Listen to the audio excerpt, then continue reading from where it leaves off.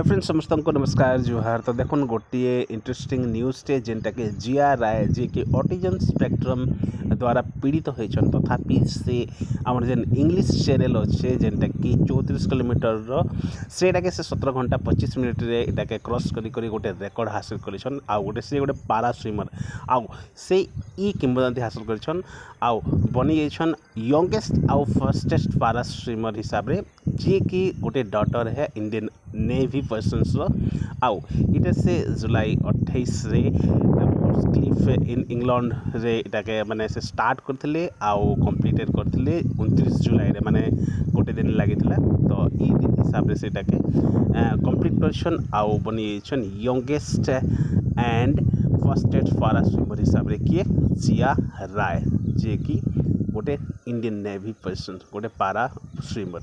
Thank you friends, धन्यवाद।